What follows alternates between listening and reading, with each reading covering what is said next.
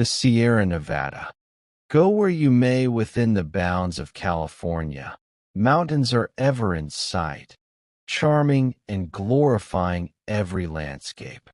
Yet so simple and massive is the topography of the state in general views, that the main central portion displays only one valley, and two chains of mountains which seem almost perfectly regular in trend and height. The Coast Range on the west side, the Sierra Nevada on the east. These two ranges coming together in curves on the north and south enclose a magnificent basin, with a level floor more than 400 miles long and from 35 to 60 miles wide. This is the Grand Central Valley of California, the waters of which have only one outlet to the sea through the Golden Gate. But with this general simplicity of features, there is great complexity of hidden detail. The Coast Range, rising as a grand green barrier against the ocean from 2,000 to 800 feet high, is composed of innumerable forest-crowned spurs, ridges, and rolling hill waves which enclose a multitude of smaller valleys, some looking out through long, forest-lined vistas to the sea, others, with but few trees, to the Central Valley, while 1,000 others yet smaller are embosomed and concealed in mild, round-browed hills, each with its own climate, soil, and productions.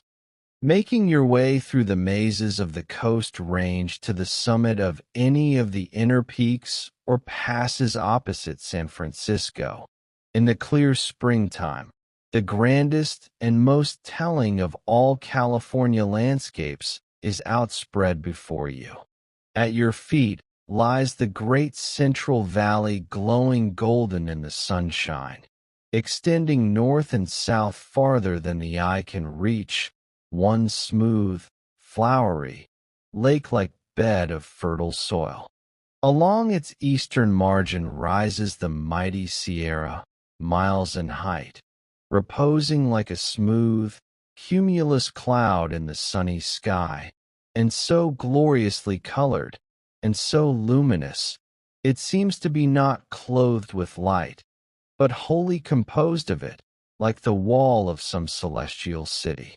Along the top, and extending a good way down, you see a pale, pearl-gray belt of snow, and below it a belt of blue and dark purple, marking the extension of the forests, and along the base of the range a broad belt of rose-purple and yellow, where lie the miners' gold fields and the foot-hill gardens. All these colored belts blending smoothly make a wall of light ineffably fine, and as beautiful as a rainbow, yet firm as adamant. When I first enjoyed this superb view, one glowing April day, from the summit of the Pacheco Pass, the Central Valley, but little trampled or plowed as yet, was one furred, rich sheet of golden composite, and the luminous wall of the mountains shone in all its glory. Then it seemed to me the Sierra should be called not the Nevada or Snowy Range, but the Range of Light. And after 10 years spent in the heart of it, rejoicing and wondering, bathing in its glorious floods of light, seeing the sunbursts of morning among the icy peaks, the noonday radiance on the trees and rocks and snow, the flush of the alpenglow, and 1,000 dashing waterfalls with their marvelous abundance of iris spray, it still seems to me above all others the Range of Light, the most divinely beautiful of all the mountain chains I have ever seen. The Sierra is about 500 miles long, 70 miles wide, and from 700 to nearly 15,000 feet high. In general views, no mark of man is visible on it, nor anything to suggest the richness of the life it cherishes or the depth and grandeur of its sculpture. None of its magnificent forest-crowned ridges rises much above the general level to publish its wealth. No great valley or lake is seen, or river, or group of well-marked features of any kind, standing out in distinct pictures. Even the summit peaks, so clear and high in the sky, seem comparatively smooth and featureless. Nevertheless, glaciers are still at work in the shadows of the peaks, and thousands of lakes and meadows shine and bloom beneath them, and the whole range is furrowed with canyons to a depth of from 2,000 to 5,000 feet, in which once flowed majestic glaciers, and in which now flow and sing a band of beautiful rivers. Though of such stupendous depth, these famous canyons are not raw, gloomy, jagged-walled gorges, savage and inaccessible. With rough passages here and there, they still make delightful pathways for the mountaineer, conducting from the fertile lowlands to the highest icy fountains, as a kind of mountain streets full of charming life and light, graded and sculptured by the ancient glaciers, and presenting, throughout all their courses, a rich variety of novel and attractive scenery, the most attractive that has yet been discovered in the mountain ranges of the world. In many places, especially in the middle region of the western flank of the range, the main canyons widen into spacious valleys or parks, diversified like artificial landscape gardens, with charming groves and meadows, and thickets of blooming bushes, while the lofty, retiring walls, infinitely varied in form and sculpture, are fringed with ferns, flowering plants of many species, oaks, and evergreens, which find anchorage on 1,000 narrow steps and benches, while the whole is enlivened and made glorious with rejoicing streams that come dancing and foaming over the sunny brows of the cliffs to join the shining river that flows in tranquil beauty down the middle of each one of them. The walls of these park valleys of the Yosemite kind are made up of rocks mountains in size, partly separated from each other by narrow gorges and side canyons, and they are so sheer in front and so compactly built together on a level floor that, comprehensively seen, the parks they enclose look like immense halls or temples lighted from above. Every rock seems to glow with life. Some lean back in majestic repose. Others, absolutely sheer, or nearly so, for thousands of feet, advance their brows in thoughtful attitudes beyond their companions, giving welcome to storms and calms alike, seemingly conscious, yet heedless of everything going on about them. Awful and stern majesty, types of permanence, yet associated with beauty of the friliest and most fleeting forms. Their feet set in pine groves and gay emerald meadows, their brows in the sky, bathed in light, bathed in floods of singing water, while snow clouds, avalanches, and the winds shine and surge and wreathe about them as the years go by, as if into these mountain mansions nature had taken pains to gather her choicest treasures to draw her lovers into close and confiding communion with her. Here, too, in the middle region of deepest canyons are the grandest forest trees, the sequoia, king of conifers, the noble sugar and yellow pines, Douglas spruce, libocedrus, and the silver firs, each a giant of its kind, assembled together in one and the same forest, surpassing all other coniferous forests in the world, both in the number of its species and in the size and beauty of its trees. The winds flow in melody through their colossal spires, and they are vocal everywhere with the songs of birds and running water. Miles of fragrant ceanothus and manzanita bushes bloom beneath them, and lily gardens and meadows, and damp, ferny glens an endless variety of fragrance and color, compelling the admiration of every observer. Sweeping on over ridge and valley, these noble trees extend a continuous belt from end to end of the range, only slightly interrupted by sheer walled canyons at intervals of about 15 and 20 miles. Here the great burly brown bears delight to roam, harmonizing with the brown boles of the trees beneath which they feed. Deer, also, dwell here, and find food and shelter in the ceanothus tangles, with a multitude of smaller people. Above this region of giants, the trees grow smaller until the utmost limit of the timber line is reached on the stormy mountain slopes at a height of from 10 to 12,000 feet above the sea, where the dwarf pine is so lowly and hard beset by storms and heavy snow. It is pressed into flat tangles, over the tops of which we may easily walk. Below the main forest belt the trees likewise diminish in size, frost and burning drought repressing and blasting alike. The rose-purple zone along the base of the range comprehends nearly all the famous gold region of California. And here it was that miners from every country under the sun assembled in a wild, torrent-like rush to seek their fortunes. On the banks of every river, ravine, and gully they have left their marks. Every gravel and boulder bed has been desperately riddled over and over again. But in this region the pick and shovel, once wielded with savage enthusiasm, have been laid away, and only quartz mining is now being carried on to any considerable extent.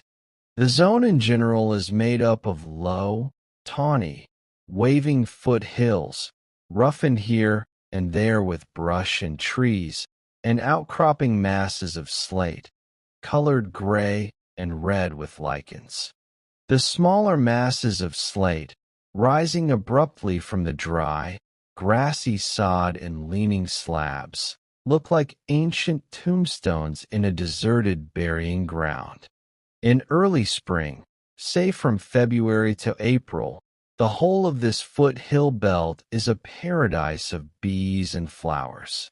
Refreshing rains then fall freely, birds are busy building their nests, and the sunshine is balmy and delightful. But by the end of May the soil, plants, and sky seem to have been baked in an oven. Most of the plants crumble to dust beneath the foot, and the ground is full of cracks, while the thirsty traveler gazes with eager longing through the burning glare to the snowy summits looming like hazy clouds in the distance.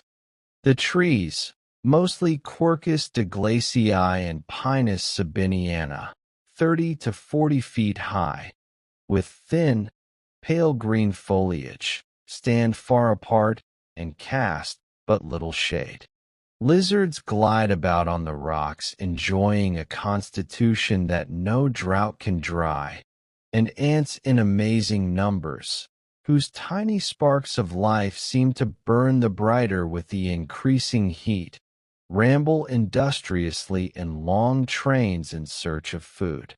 Crows, ravens, magpies, friends in distress, gather on the ground beneath the best shade trees, panting with drooping wings and bills wide open, scarce a note from any of them during the midday hours. Quails, too, seek the shade during the heat of the day about tepid pools in the channels of the larger mid-river streams. Rabbits scurry from thicket to thicket among the ceanothus bushes, and occasionally a long-eared hare is seen cantering gracefully across the wider openings. The nights are calm and dewless during the summer, and 1,000 voices proclaim the abundance of life, notwithstanding the desolating effect of dry sunshine on the plants and larger animals. The hylas make a delightfully pure and tranquil music after sunset, and coyotes, the little, despised dogs of the wilderness, brave, hardy fellows, looking like withered wisps of hay, bark in chorus for hours. Mining towns, most of them dead, and a few living ones with bright bits of cultivation about them, occur at long intervals along the belt, and cottages covered with climbing roses, in the midst of orange and peach orchards, and sweet-scented hay fields and fertile flats where water for irrigation may be had. But they are mostly far apart, and make scarce any mark in general views.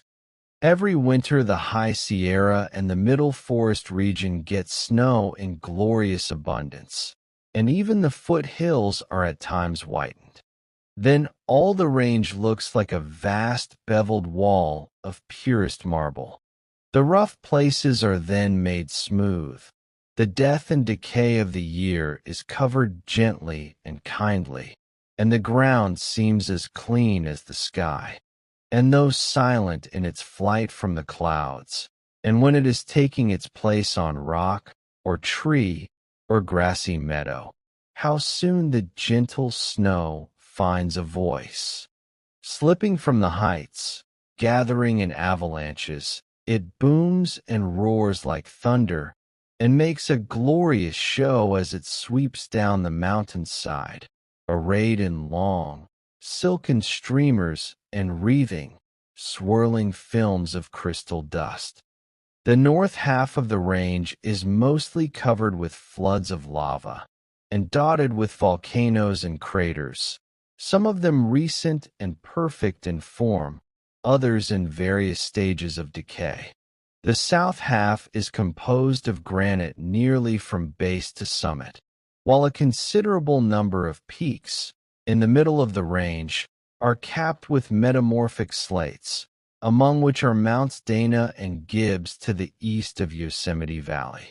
Mount Whitney, the culminating point of the range near its southern extremity, lifts its helmet-shaped crest to a height of nearly 14,700 feet.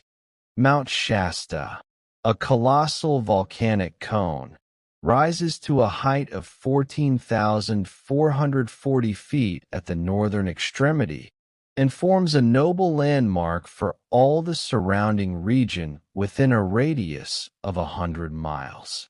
Residual masses of volcanic rocks occur throughout most of the granitic southern portion also, and a considerable number of old volcanoes on the flanks, especially along the eastern base of the range near Mono Lake and southward. But it is only to the northward that the entire range, from base to summit, is covered with lava. From the summit of Mount Whitney, only granite is seen. Innumerable peaks and spires but little lower than its own storm-beaten crags rise in groups like forest trees, in full view, segregated by canyons of tremendous depth and ruggedness. On Shasta, nearly every feature in the vast view speaks of the old volcanic fires. Far to the northward, in Oregon, the icy volcanoes of Mount Pitt and the Three Sisters rise above the dark evergreen woods. Southward, innumerable smaller craters and cones are distributed along the axis of the range and on each flank. Of these, Lassen's Butte is the highest, being nearly 11,000 feet above sea level. Miles of its flanks are reeking and bubbling with hot springs, many of them so boisterous and sulphurous they seem over-ready to become spouting geysers like those of the Yellowstone. The cinder cone near marks the most recent volcanic eruption in the Sierra. It is a symmetrical truncated cone about 700 feet high, covered with gray cinders and ashes, and has a regular unchanged crater on its summit, in which a few small two-leaved pines are growing. These show that the age of the cone is not less than 80 years. It stands between two lakes, which a short time ago were one. Before the cone was built, a flood of rough vesicular lava was poured into the lake, cutting it in two, and, overflowing its banks, the fiery flood advanced into the pine woods, overwhelming the trees in its way, the charred ends of some of which may still be seen projecting from beneath the snout of the lava stream where it came to rest. Later still there was an eruption of ashes and loose obsidian cinders, probably from the same vent, which, besides forming the cinder cone, scattered a heavy shower over the surrounding woods for miles to a depth of from 6 inches to several feet. The history of this last Sierra eruption is also preserved in the traditions of the Pit River Indians. They tell of a fearful time of darkness, when the sky was black with ashes and smoke that threatened every living thing with death, and that when at length the sun appeared once more it was red like blood. Less recent craters in great numbers roughened the adjacent region, some of them with lakes in their throats, others overgrown with trees and flowers. Nature in these old hearths and firesides having literally given beauty for ashes. On the northwest side of Mount Shasta, there is a subordinate cone about 3,000 feet below the summit, which has been active subsequent to the breaking up of the main ice cap that once covered the mountain, as is shown by its comparatively unwasted crater and the streams of unglaciated lava radiating from it. The main summit is about 1.5 miles in diameter, bounded by small crumbling peaks and ridges, among which we seek in vain for the outlines of the ancient crater. These ruinous masses, and the deep glacial grooves that flute the sides of the mountain, show that it has been considerably lowered and wasted by ice. How much we have no sure means of knowing. Just below the extreme summit, hot, sulfurous gases and vapor issue from irregular fissures, mixed with spray derived from melting snow, the last feeble expression of the mighty force that built the mountain. Not in one great convulsion was Shasta given birth. The crags of the summit and the sections exposed by the glaciers down the sides display enough of its internal framework to prove that comparatively long periods of quiescence intervened between many distinct eruptions, during which the cooling lavas ceased to flow and became permanent additions to the bulk of the growing mountain. With alternate haste and deliberation, eruption succeeded eruption till the old volcano surpassed even its present sublime height.